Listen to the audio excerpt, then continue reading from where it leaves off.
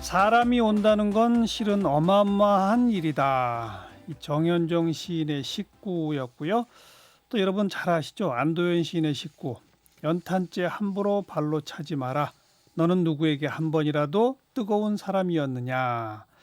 자, 이런 문구들이 이 도심 한복판 광화문 사거리에 커다랗게 글판으로 새겨졌던 것 여러분 다 기억하시죠? 바로 광화문 글판입니다. 이게 올해 벌써 30년이 됐답니다. 우리 국민들에게 큰 사랑을 받아온 그 광화문 글판 30년을 맞아서 이번에 광화문에서 읽다, 거닐다, 느끼다라는 제목의 책도 펴냈네요. 자, 이게 어디서 운영하는지, 누가 선정해서 또 어떤 기준으로 그 글판을 새기게 되는지 여러분 궁금하시죠? 그래서 광화문 글판에 문안선정위원회가 있다고 그래요. 그 문안선정위원이신 교보생명의 박치수 전무를 오늘 특별히 좀 초대했습니다. 박 전무님 어서 오십시오. 네, 안녕하세요. 그 글판이 그러니까 보통 우리 교보문고 위 이렇게 보통 부르는데 그게 네. 교보생명 건물 벽이에요? 네, 그렇습니다. 그 건물이 교보생명 건물이죠. 그렇군요. 네. 그 문안선정위원회가 따로 있군요. 그렇습니다. 박 전무님은 위원 가운데 한 분이고 네, 네. 위원장은 누구예요? 위원장이 따로 있지는 않고요. 네, 저는 이제 간사 역할이라고 보시면 되겠습니다. 몇 명이 위원이에요? 지금 8분이 활동하고 그 있습니다. 이제 계속 바뀌었겠죠 그동안에? 그렇습니다. 교보생명 측에서는 한 분만 그냥 간사 역할로 가는 겁니까? 그렇습니다. 예. 그럼 나머지 분들은 주로 어떤 분들이에요? 뭐 시인, 소설가? 그렇습니다. 주로 문학을 하시는 분들이 많고 그리고 이제 저널리스트 분도 계시고 또 이제 카피라이터 분도 계시고 그렇죠, 좀 그렇죠. 다양합니다. 네, 네. 이게 30년 전에 시작했다고요? 네, 네. 처음이 언제예요, 그러니까? 1991년이죠. 91년. 네, 몇 월? 1월입니다. 1월 달. 네.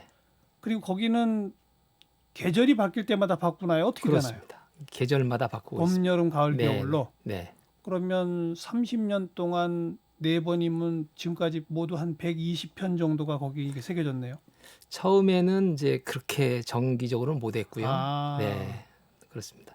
이제 중간에 식구로 바뀌는 그 시점부터 계절마다 이제 바뀌었습니다. 네. 이 아이디어를 처음에 낸 거는 누굽니까? 처음 아이디어는 이제 그 교보생명 교보문고를 설립했던 신용호 창립자시고요. 네, 이제 아마도 거기가 그 이제 사통팔달이고 네, 네. 유동인구가 워낙 많고 그렇죠. 그 시민들과 어떤 이제 소통하는 기회 이런 예. 것들을 좀 생각하셨던 것 같고 예. 물론 이제 주제는 주로 기업을 경영하시는 분이니까 경제였을 겁니다. 그래서 처음에는 네. 네. 아니 근데 그 사통팔달 많은 국민이 보는 그 벽면은 광고판으로서 활용하면 가치도 어마어마하잖아요.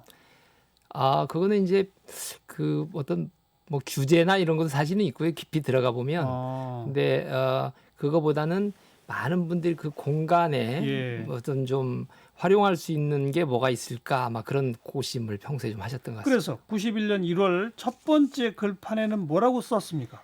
처음엔 우리 모두 함께 뭉쳐 경제 활력 다시 찾자.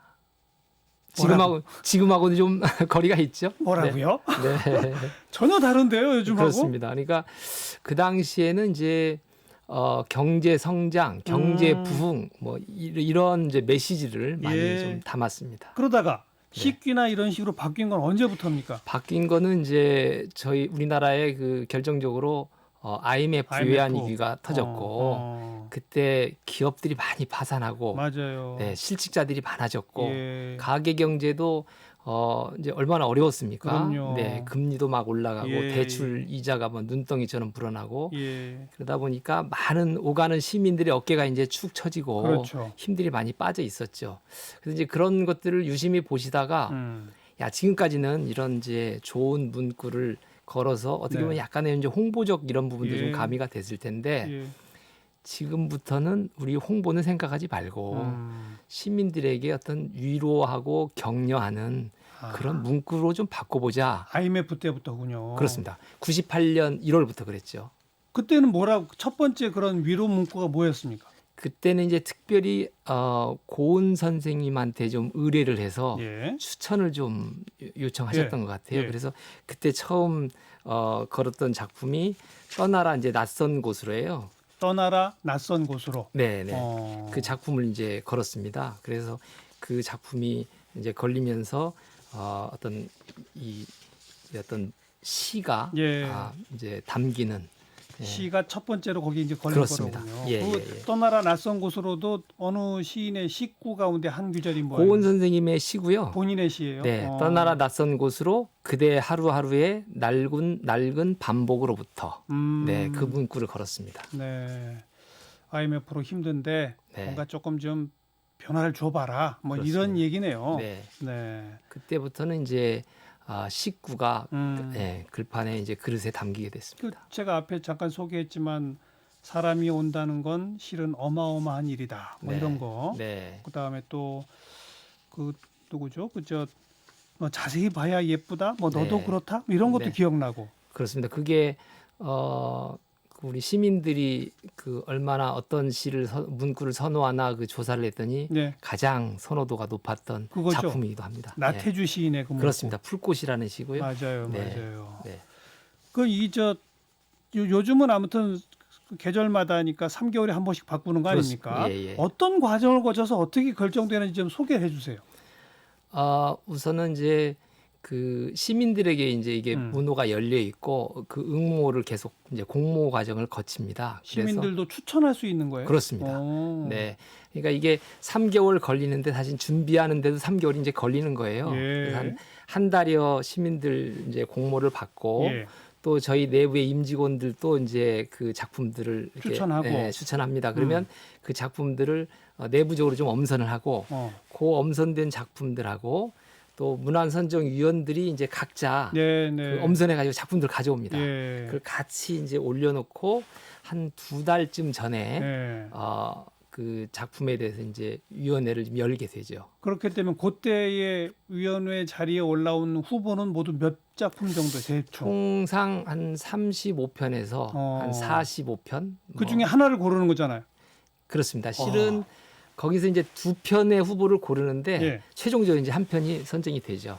두 편을 고르는 2편을 이유는 고르는 이유는 이 그 작품이라는 게 이제 타겟은 시민들인데 네, 네. 혹시나 음. 너무 시민들이 공감하기 좀 어렵거나 뭐 좀 어려울 수도 있고 예. 그런 것들을 좀 사전에 우리 이제 뭐 통신원들 통해서 한번 대중성이라고 하죠. 그 시민들이 얼마나 받아들이는 호응도를 정도를 조사하는군요. 그렇습니다. 그거 과정도 마지막에 한번 거칩니다. 철저하시네요. 네, 네. 근데 참 어렵겠네요. 35, 40편에서 두 편 고른다. 경륜이 오갑니까? 그렇습니다. 그러니까 처음에는 이제 이 작품들을 다 꺼내놓고 작금에 지금 우리 어떤 뭐 국내외의 어떤 상황들, 정치, 경제, 사회, 문화도 다 조명도 좀 해보고 예. 그 다음에 또 걸렸을 때 그 시점에 어떤 이벤트나 이런 것들이 없나? 예를 들면 선거가 있을 수도 있고, 그렇죠. 또 뭐 올림픽 열릴 수도 있고, 예, 뭐 예. 월드컵이 개최될 수도 맞아요. 있고 막 하거든요. 그러니까 음. 그런 것까지 다 염두에 두고 많은 이제 그런 상황들을 좀 살펴보고 네. 또 하나는 이게 이제 어떻게 보면은 그 어떤 시대 정신, 뭐 지금 우리가 어떤 걸 강조할까, 그렇죠, 예, 그렇죠. 국민들은 어떤 생각일까, 맞아요. 뭐가 좀 어려울까, 뭐 알겠습니다. 이런 것들을 다 얘기합니다. 네. 지금 현재 그 글판에 새겨져 있는 문구가 네, 세상 풍경 중에서 제일 아름다운 풍경, 모든 것들이 제자리로 돌아오는 풍경. 그렇습니다. 요 내용이잖아요. 네, 네, 이게 그 시인과 촌장의 노래 풍경이라는 노래의 가사지 않습니까? 그렇습니다. 이건 코로나 때문에 네, 우리 빨리 일상으로 돌아가고 싶다. 이걸 담은 거 아니에요? 그렇죠. 네, 그렇습니다. 그런 배경에서 고르신 거죠? 네, 맞습니다. 어. 이게 이제 선정을 조금 일찍 했었는데 마침 이게 또 걸렸을 때 코로나가 더 또 많이 확산이 돼서 그러니까요. 네, 어떻게 이렇게 우리가 4개월, 3개월 예. 앞을 보고 잘 골랐을까 스스로들 얘기를 하고 그랬습니다. 그러니까 네. 이게 그 많은 국민들한테 호응을 받아내려면 그렇게 모든 우리 사회의 변화까지 다 신경 쓰면서 골라야 되겠다 하는 생각이 정말 드네요. 그렇습니다. 혹시나 이게 또 이제 어떤 뭐 설화에 휘말려서도 안 되고 맞아요. 어떤 특정 편파적인 뭐 이런 것들이 돼서는 안 되고요. 예. 아유 신경 쓸 거 많겠습니다. 네, 또 신경 써야죠. 지금까지 그 작가로 치면 몇 명의 글이 실렸어요? 지금 작가분들 한 60분 정도 되는 것 60명. 같습니다. 혹시 예. 한 작가의 글이 중복돼서 올라간 적도 있습니까? 몇 분 계십니다. 어. 네네네. 그러니까 전에 뭐 우리 그 정현종 선생님도 그렇고 정현종 시, 정호승 시도 정호승 시. 그렇고 네네. 어. 이렇게 뭐 작품들이 그렇게 네, 선정이 중복이 됐습니다. 되면 말이죠. 네. 예를 들어서 정호승 시인 작품이 선정이 됐어요. 네. 그러면 그 시인의 허락을 받아야 될 거 아니에요. 받습니다. 허락 받으러 전화하면 안 됩니다 하는 사람이 있었나요?